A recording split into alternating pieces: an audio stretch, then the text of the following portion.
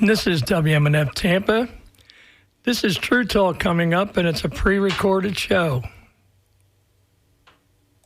Good morning and welcome to True Talk. This is your host, Samar, Jarrah, Ahmed, and I. We're going to be talking to Dr. Hanan Ashrawi, most prominent Palestinian, and she is a Palestinian leader, legislator, activist, scholar who served as a member of the leadership committee and official spokesperson of the Palestinian delegation to the Middle East peace process. She's the author of many books, articles, poems. She's also author of the book This Side of Peace, and I think I have read it in 1955. We are very honored, Dr. Hanan, to have you on True Talk. Good morning. Thank you. Good morning, Samar. It's good to talk to you. Yes, I've met you 2 times, but there were thousands of people in the States when you were there. I'm sure you're not going to remember me, but I read your book and I was very, very happy to get a signed copy. 1995, not 55. Oh, did I say 55? Oh my God. Okay, I'm very happy that you corrected that because I was not born That's yet. all right. Okay, so Dr. Hanan, I know we're we're laughing about our ages, but women can't help that. But really, it's an interesting moment in the history of the struggle of the Palestinian people.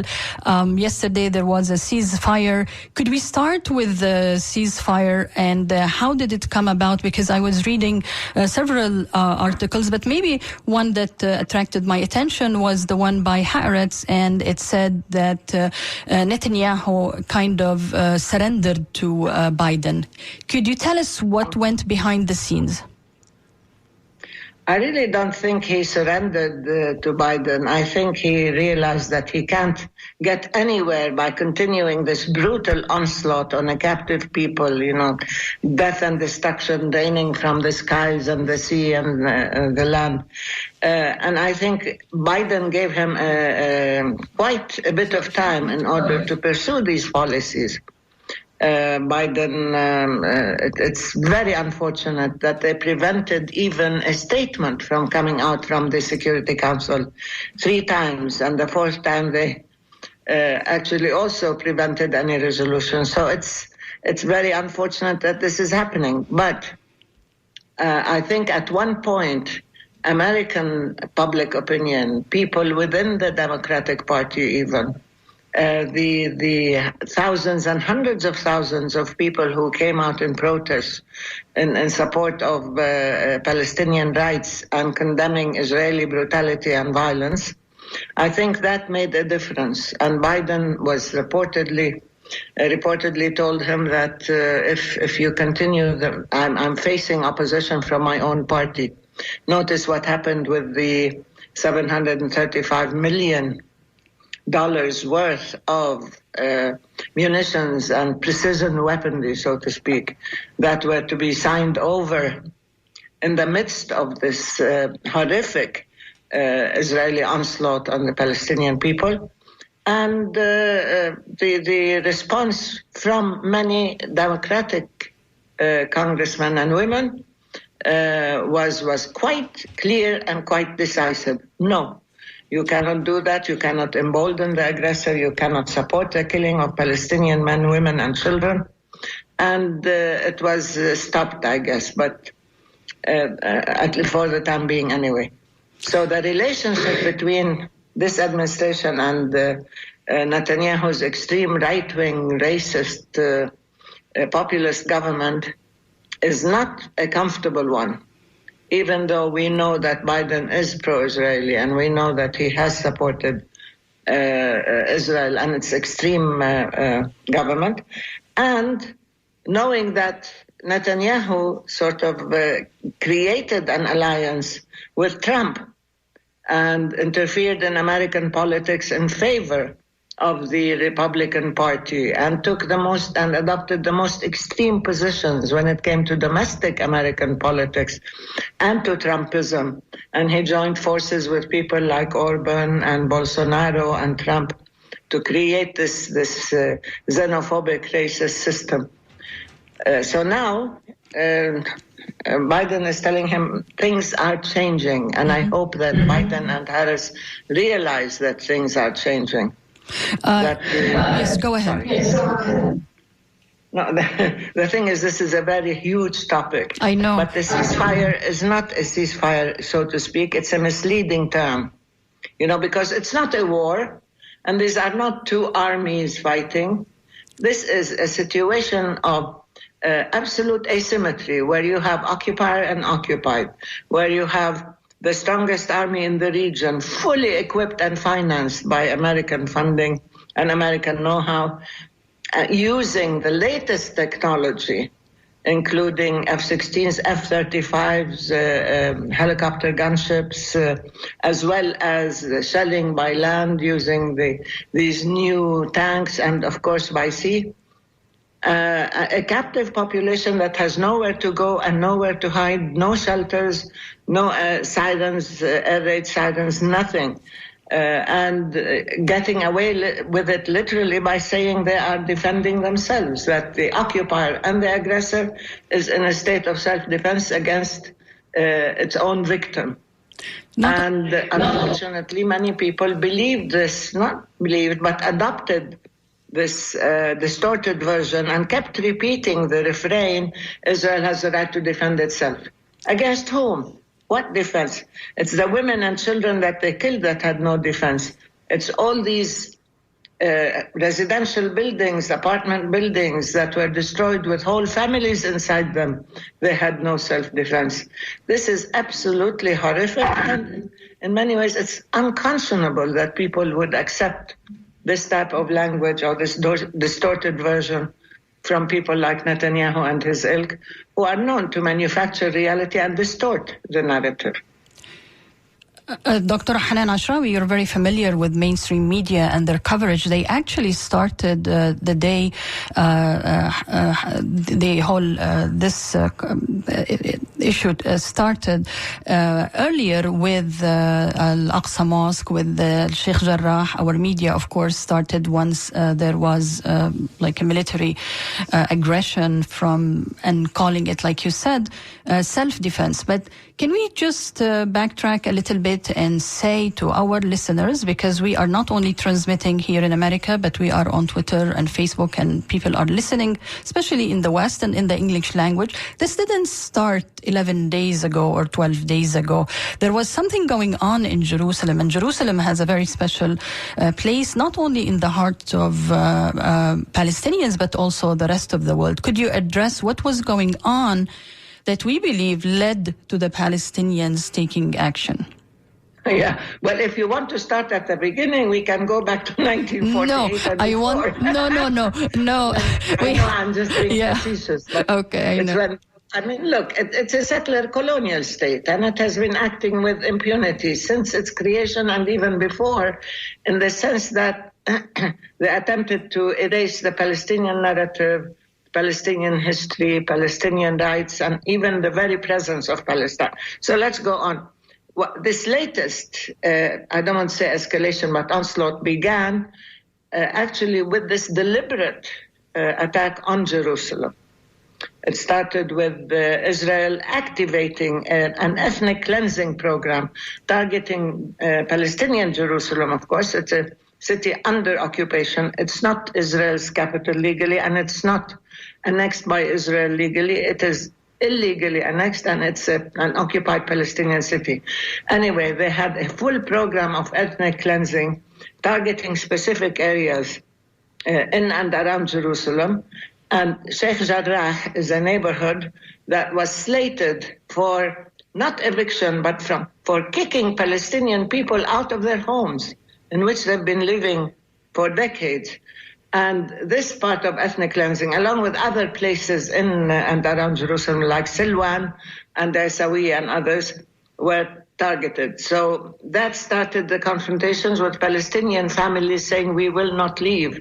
Lan narhal. We are staying here. Huna baqoon. This evoked, that's why I said evoked, it resonated with all Palestinians because it reminded them of the 1948, the expulsion, dispossession of the Palestinian people, the uprooting of half the people. and kicking them out of their homes and of their land. So this was a statement of intention. لن نرحل, we're not leaving, we're staying. And then they were attacked forcibly, they were violently attacked, they were besieged. But this went on beyond. In the first day of Ramadan, the Israeli border troops and security forces started targeting Palestinians in the Old City, particularly on Damascus Gate, where usually after the prayers, the Palestinians congregate there and they sit and they sing and they break their fast and so on. They attacked them there and they tried to block off Damascus Gate from the Palestinians. And they put up all these, fences or whatever, blockades around it. And then they went into the Haram al-Sharif area, compound, and the Al-Aqsa Mosque, thereby inflaming public opinion, because they used tear gas canisters, intensive canisters. They used stun grenades. They lobbed them off inside the mosque at peaceful worshippers. And they followed people around the compound, and they beat them up and they kicked them out and they arrested many and they wounded many. So that was a real call by Palestinians that you cannot do this. This is not acceptable. It provoked people beyond endurance. They even attacked the Easter procession of people going to the church on Easter. And they wouldn't let them get into the church. And that made the Holy Sepulchre Church. And that again inflamed public opinion that you are targeting our city. You are carrying out ethnic cleansing. You are trying to eradicate our right to our own heritage and culture, freedom of worship, our own, daily life there in our neighborhoods. So, and that made many of the resistance groups quite inflamed. They told them, and they warned Israel time and time, hands off Jerusalem. They said, stop targeting Al-Aqsa. Hands off Sheikh Jarrah. Do not carry out ethnic cleansing in Jerusalem. Not only didn't they listen, they escalated. Mm-hmm. And therefore, Hamas and other groups, it's not just Hamas, and I hate to say just Hamas because that's exactly what Netanyahu wants.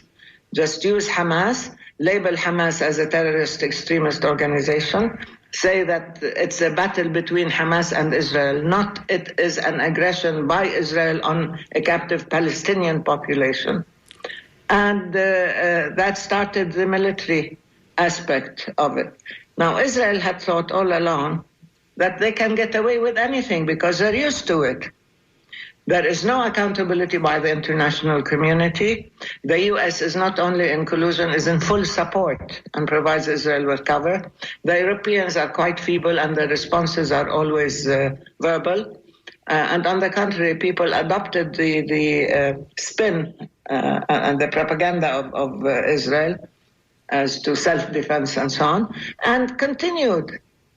And so now, with what's happening, with the fact that there was this ruthless, relentless bombing and shelling of people, beginning, of course, with residential places, and they even bombed places that offered medical services and health against the pandemic, against COVID-19, because you've seen the pandemic is on the rampage in Gaza. They don't have vaccines. They don't have even enough medical facilities, having lived under blockade and a siege for 14 years, unable to get things in or out. Israel controls everything. And yet now they started demolishing people's homes. They blew up homes. They blew up the four major high-rise buildings, and then they started bombing and shelling individual homes and smaller residential buildings, blowing up the lives of people, along with destroying and killing whole families. In one place, you had 12 family members killed. You had 22. It was incredible.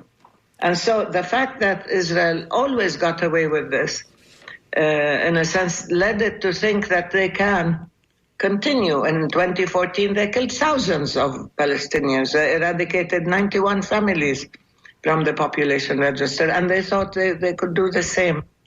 But when the fighter groups responded with shelling, using these homemade rockets into Israel, Israel sort of felt that this was not done. You cannot hold me, you cannot give me a dose of my own medicine.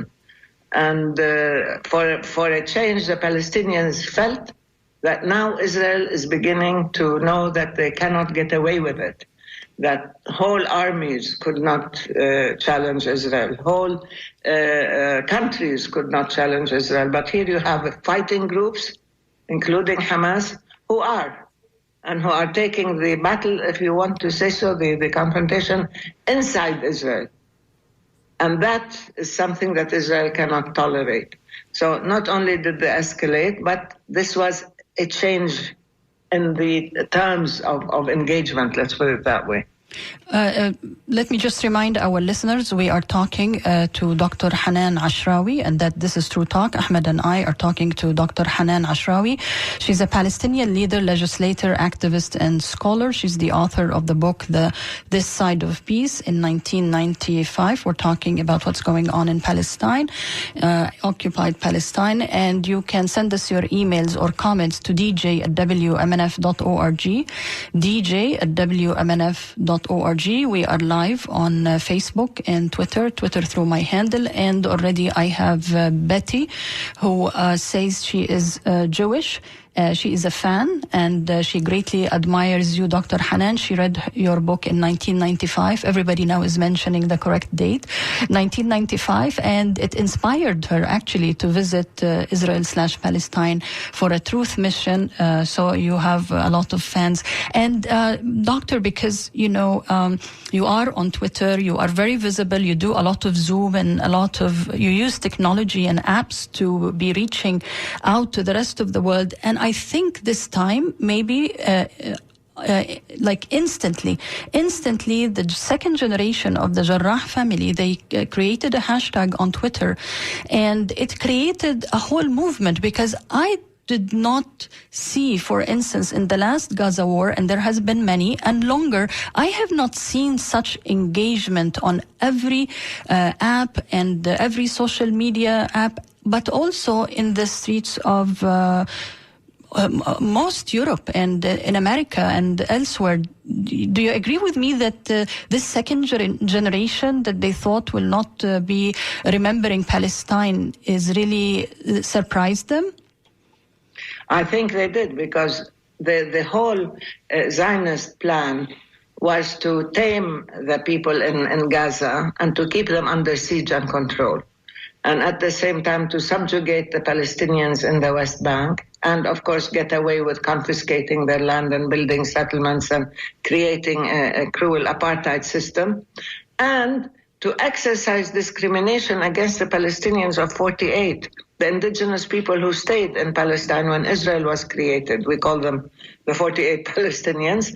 And at the same time to keep away the Palestinian refugees and exiles, and to deny them the right to return, and therefore exclude them from any consideration of what's happening in Palestine. What happened now is actually this mobilized all Palestinians everywhere, before it even mobilized their solidarity network and their allies. And Palestinians came out and stood up and said, we are one people, we are one nation, we suffer the same way, and we will respond together. And what made this possible, as you rightfully said, Samar, is the fact that there is access to social media, that social media played a very major role in not just in formulating the policy, but in reaching out, in spreading the message, and most importantly, in making the truth known. Now it is no longer 48. You cannot carry out ethnic cleansing as they did in the dark. Now there are people who are witnesses. There are people who send out not just messages, but images and pictures and films of what's happening. And there are people who are daring to speak out and to write. And this broke, in many ways, the barrier of fear, as we say, because particularly in the States, people were quite afraid of expressing any solidarity with Palestine and with the Palestinian people for many reasons anyway. Many of them are still paying the price, should they dare to stand up and speak on behalf of Israel. But now, many now just came out in the thousands and the hundreds of thousands. In the States, you don't know how heartwarming, how empowering it is, how touching, actually, to see people like in Detroit, or people in San Francisco, or people in Washington, D.C., or in New York, or elsewhere, in all these cities that came out, in Dallas and Houston. They came out and demonstrated on behalf of Palestine and showed real courage, real solidarity, and managed to capture the attention, if not the imagination of Americans everywhere. But in Europe, again, you had 150,000 in London when the British government is busy, again, reciting the refrain the way Biden did, Israel has the right to self-defense, blah, blah, blah, that rockets were fired on, thousands of rockets were fired on Israel. This was the opening passage for every mainstream television station. You heard what NBC, for example, said. So it was really not just the alternate, it was the real voice coming out. It was the truth. It was the honest truth that is not doctored, that is not manipulated, that is reaching people directly in real time. They were reaching them live. People were living the explosions. They were seeing people under the rubble and how the Gaza civil defense and the medical services did not even have the equipment to rescue people from under the rubble. As you know, they could hear voices, but there was no way, or people asking for help, or even with their phones under the destroyed, a 4-story building fell on them. And they couldn't reach them except by hand or using, the construction equipment. But still, the fact that people had access to the truth and people saw the human dimension, the real humanity of the Palestinians, and heard the Palestinian narrative and truth, this created, let's say, I don't want to say a perfect storm, but created a momentum for real change. And that was essential.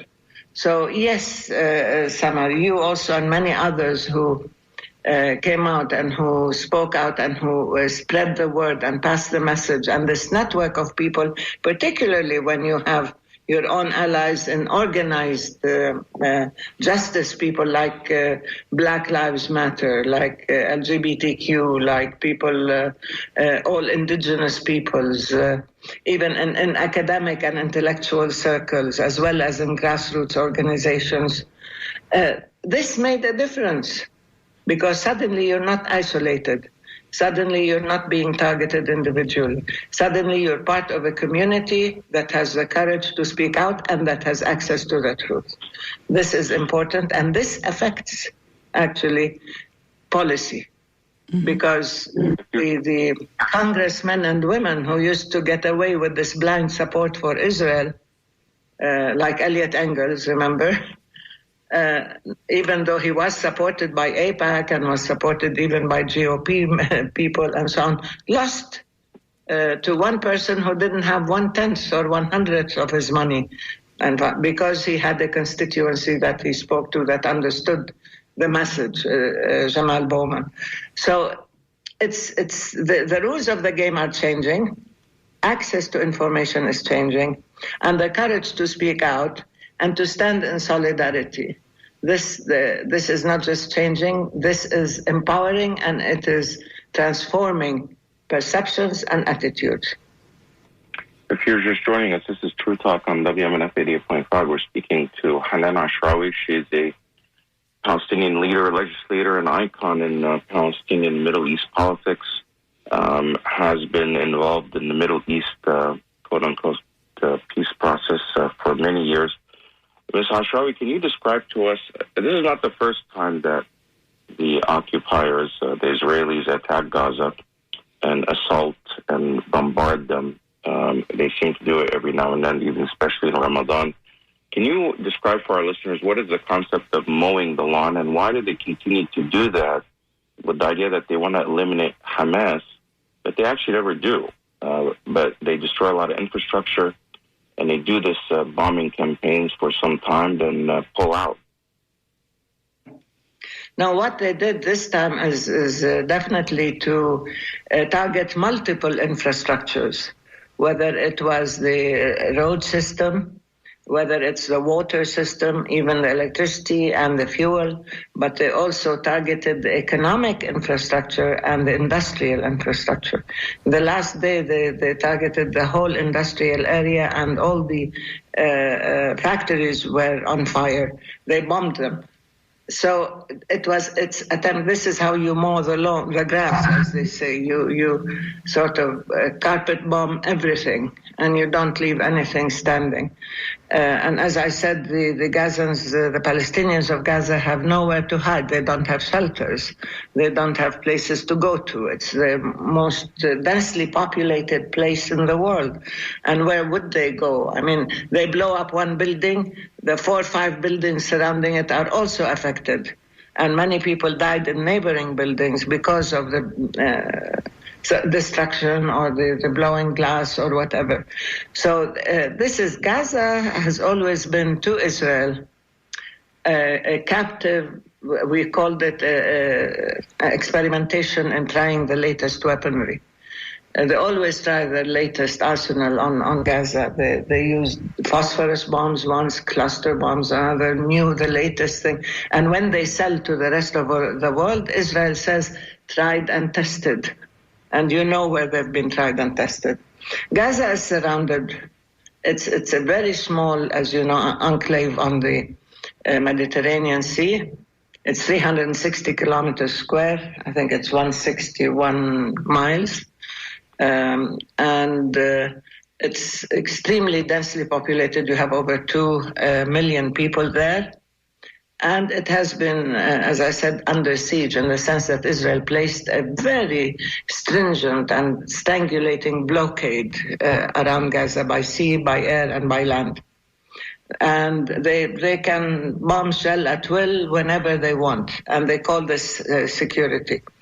And they also decide how much food can come in to Gaza. How far can the fishermen go out to fish? Just every aspect of people's lives.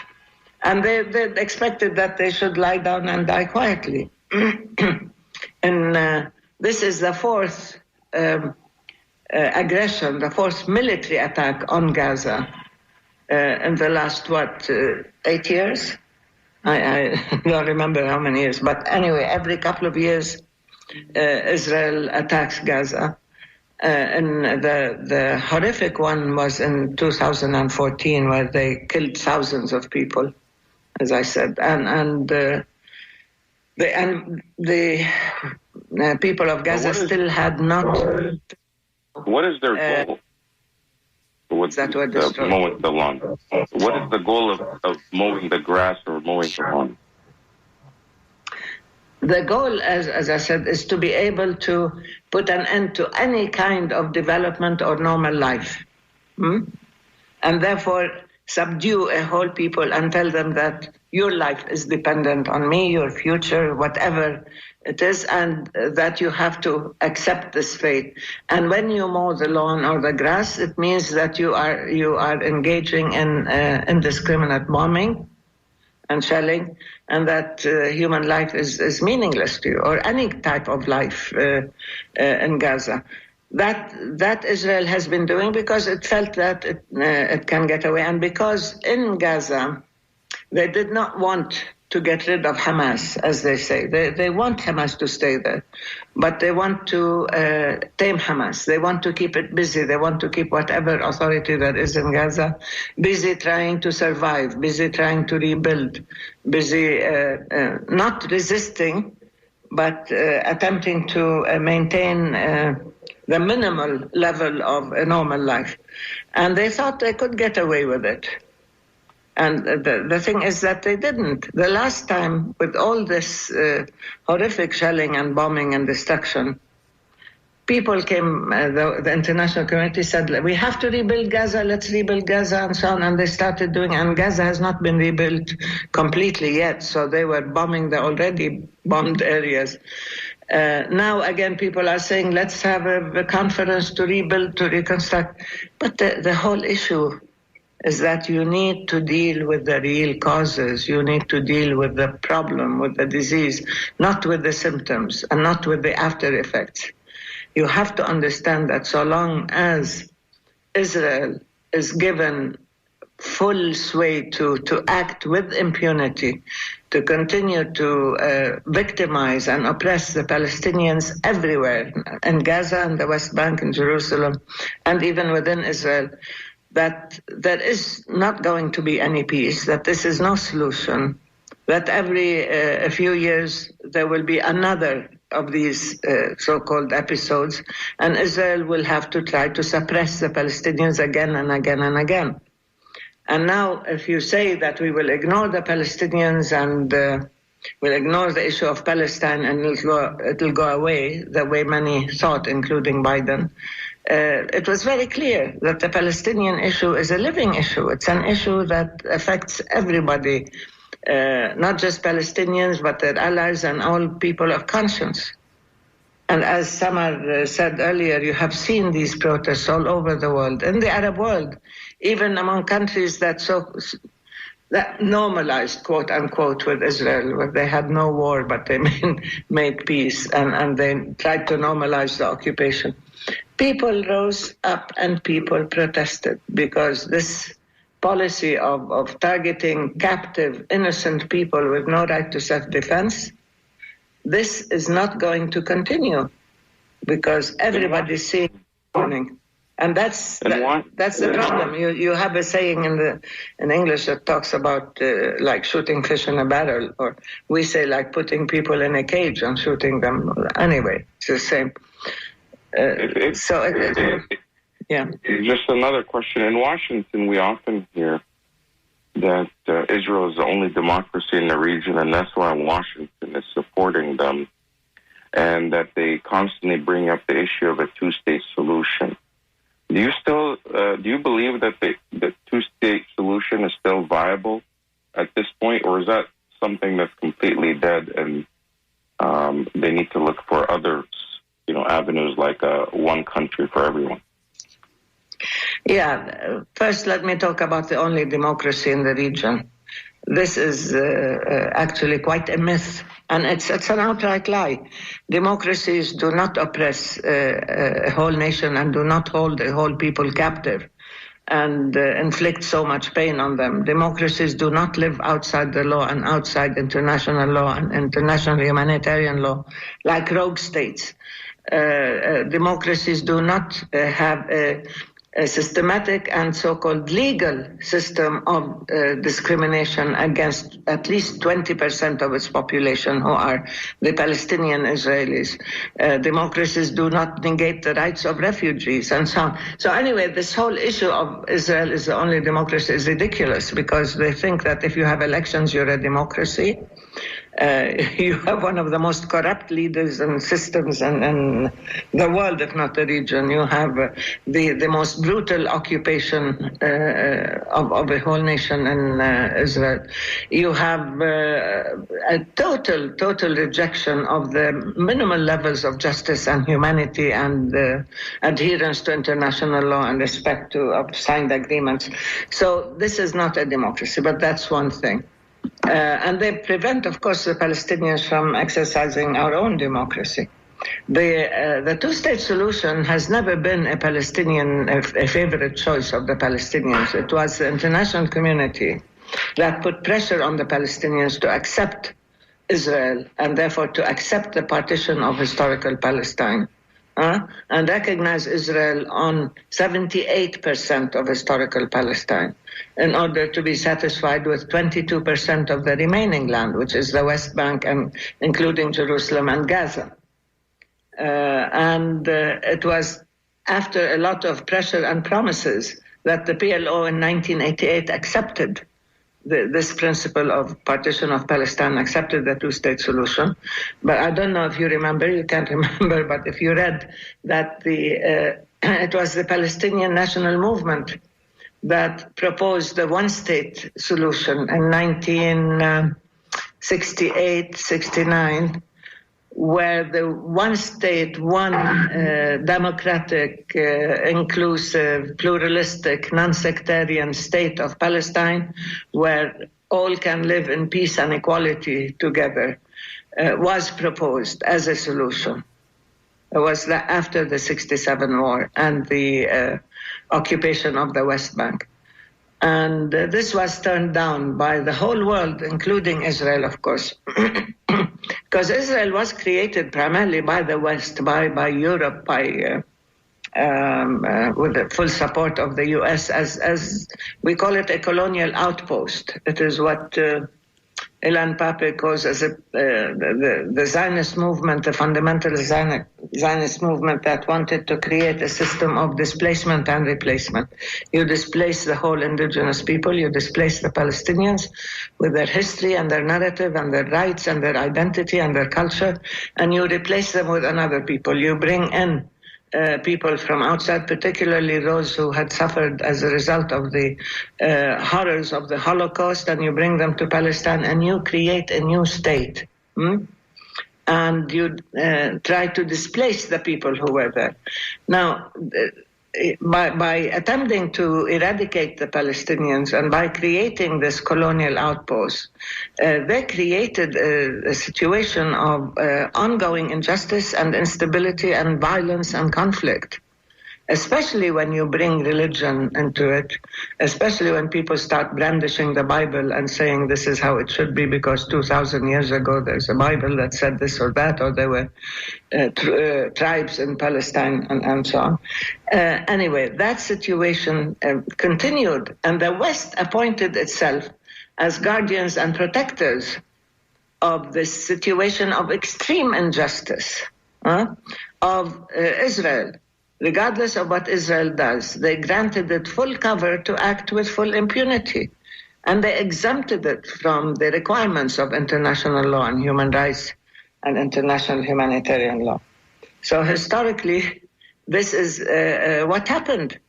And every time something happens, they try to blame the Palestinians, put pressure on the Palestinians, threaten and blackmail the Palestinians, and then reward Israel and grant it even more rewards and preferential treatment. And that is an ongoing situation now. So when we talk about the Nakba or the catastrophe or what befell the Palestinians, it is not a one-time incident. It's a process. It's a continuum. It is ongoing. And Israel has been emboldened to pursue its policies, thinking that they do have this cover and that they do have the blessings and the support, the blind support of many countries. This came to a head with the Trump regime in the U.S.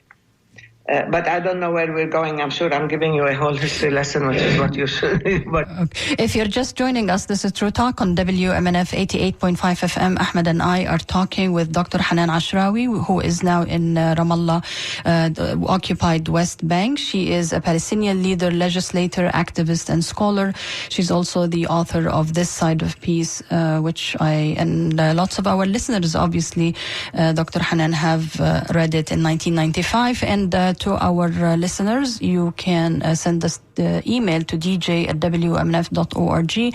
I have Pat, who says she is a Christian and she went to the Holy Land twice, once during Christmas, once during Easter, and she saw and witnessed the racist effects of on Palestinian Christians and Muslims alike. Like people assume, Dr. Hanan, and you are Christian yourself, that this is like a Jewish Muslim issue, which is totally not, because here is Pat saying as a Christian she felt the discrimination, and she's asking, which is a good question, why the Palestinians are not talking about Resolution 194 and which maintained that Jerusalem would be an international city under the nation's supervision. She's, as a Christian, she considers Jerusalem is also her city.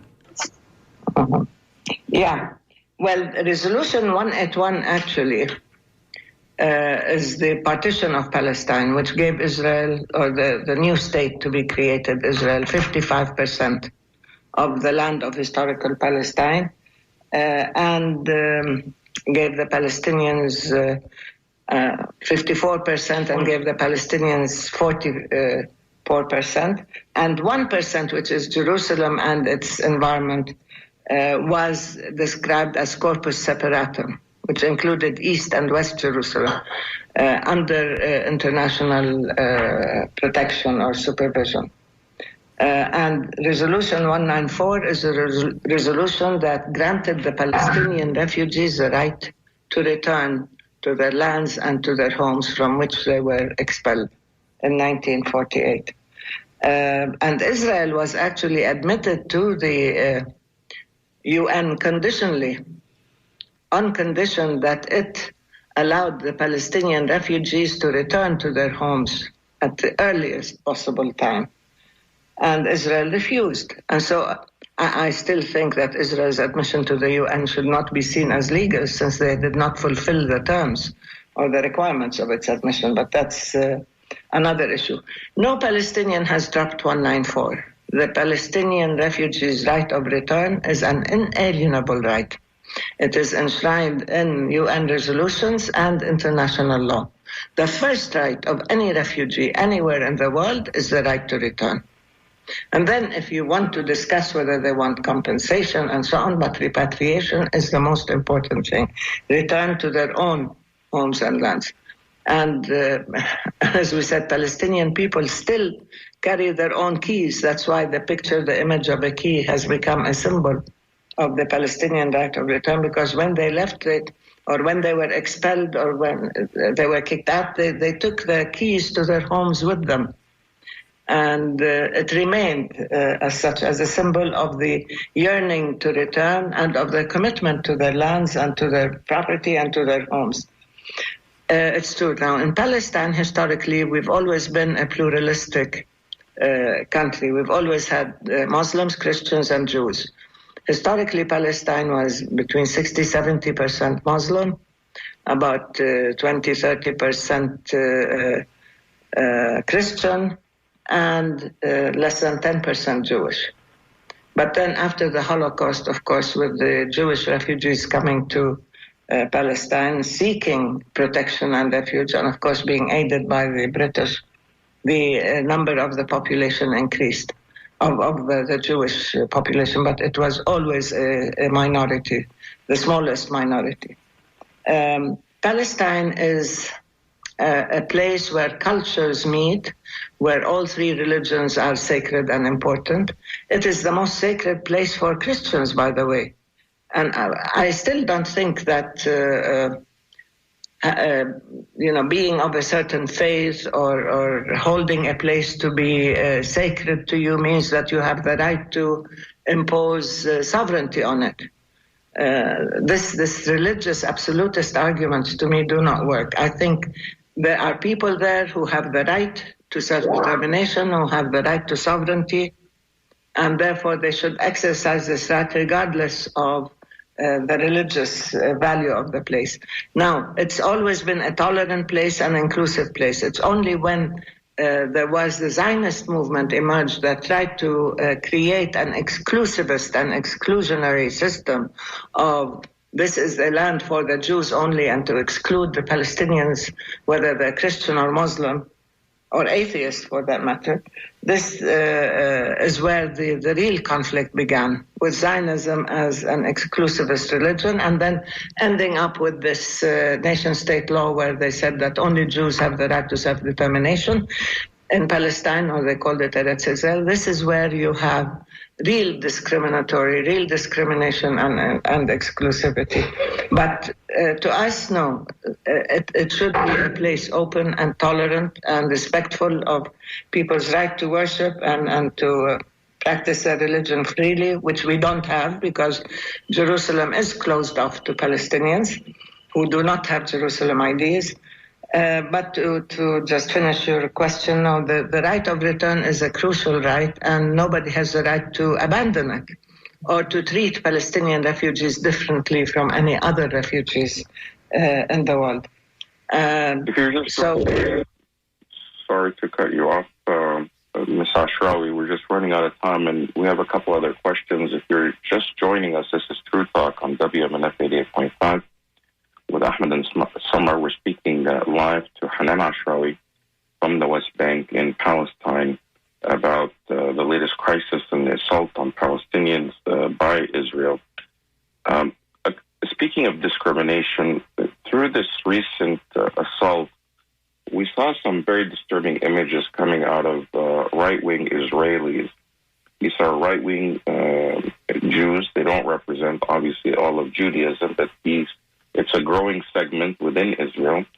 One, mobbing a car, which they believe the driver was Palestinian, and it was just like barbaric. They attacked the car, pulled him out, beat him almost to death, and their reaction afterwards, all happening on live television, without any regret, without any shame, just full of hatred. The other image that we saw is there were some trees burning on the holy sanctuary for Muslims, the Temple Mount, and there were, these right-wing Israelis from the right-wing Jewish segment of the population jumping up and down, dancing and celebrating and chanting a certain genocidal song that they were chanting. We often see and hear in the West, especially from politicians, that somehow the Palestinians are the ones that are taught to hate Jews and Judaism, and the Israelis are surrounded by all these Arabs that hate them. But these images tell a different story. Has it always been like this? Is it just now that we're seeing these images because of social media? Or is the Israeli population, are they becoming more and more right-wing and extreme in their xenophobia and Islamophobia and Arab phobia against the Palestinian population? Yes, there has been a gradual shift to the right and to the more extreme right and to the more racist and violent right in Israel, so long as Netanyahu and his coalition were in power. But it's been taking place even longer. You see, when you have so much power and when you raise your children to think that there are other people who are inferior to you, or that they have no rights, or when you dehumanize and even demonize the people that you're oppressing, when you claim to yourself preferential treatment and exceptionalism as somebody who has more value, whose lives have more value, gradually with the extreme religious institution becoming more and more Zionist, because many of them were non-Zionists, because they didn't want a Jewish state or an Israeli state, but the more extreme Zionist religious elements, along with elements like the Kahanists, like Lahava and others, who believe that it is perfectly legitimate to kill a Palestinian, as they go around saying death to the Arabs freely. And because of the increasing also the settler population, the colonizers who come to the West Bank and who set up settlements with the full support of the Israeli government and with full Israeli services and protected and supported by the Israeli army, they feel that they can, again, inflict violence on anybody and act with full impunity and get away with it. So that has increased this right-wing shift within the body politic of Israel. If you look at public opinion polls, you will see that increasingly the younger generations, one after the other, is more racist than the one before it. And they feel that Palestinians, when in public opinion polls, they say that Palestinians are not equal human beings, they don't deserve equal treatment, and so on. And they say it openly. And people like organizations like Lahava were used by Netanyahu, and he really stoked the flames of racism and extremism and violence in order to win and in order to fight the, let's say, moderates, if there are any, or middle-of-the-road liberals or whatever. There aren't many left in Israel. But in order to oppose or fight his opposition and win elections. And that's why he even got them in into the Knesset, into the Israeli parliament. The descendants of the of Kahana and the Kach party that was described by law as being a terrorist organization. And even the U.S. called it a terrorist organization, but now it's in the Knesset. There you go. You have that, and it's increasing. When you have so much power, when you have so much license to do what you want, when you can really devalue the rights and lives of others, and when you have so much power to do whatever you want, this distorts your own internal dynamic. This distorts your own legal and moral system, which is what happened in Israel. And there are those who are really consciously trying to oppose this kind of distortion, and they are not that successful anyway, because the whole system now is skewed, is geared towards strengthening these people and using them as instruments of their own power. And of course they were in agreement with the right-wing evangelicals in the States, and with the fundamentalist Jewish movement and so on. And with, of course, the fascist systems around the world, whether it's in Hungary or in Brazil or whatever. Actually, Dr. Hanan, I'm sorry, I'm rushing your answers because we have like 5 minutes and I have so many people sending emails, asking so many questions, and I know it's going to take a lot of time to answer them. But I just want to remind our listeners they can send the question to DJ at WMNF, and they're listening to True Talk. We're talking to Dr. Hanan Ashrawi, most prominent Palestinian. She lives in the occupied West Bank. Dr. Ashrawi, that we are transmitting live on all the social media, and a lot of young people across the globe, but especially Palestinians and Arabs who support the Palestinian cause. What is the next step for them? They have been extremely active on social media, but I don't think that's enough. We are facing a propaganda battle, myth busting battle. Can you please tell them in like a nutshell, what is it? What's the way forward now? Yeah, if I can. I mean, there's a lot that can be done. But, of course, speaking truth to power, of course, bearing witness, of course, making the truth known, making the facts known, and being active on social media. These are extremely important. I wouldn't at all stop this, but you have to keep informed. You have to know what's happening all the time. You have to expose the truth, and you have to debunk the myths and the lies. This is very, very important. But networking with our own friends and allies, this is very important, because Palestine has become part of the conversation. We are part of the global rights conversation, the conversation of humanity and of justice.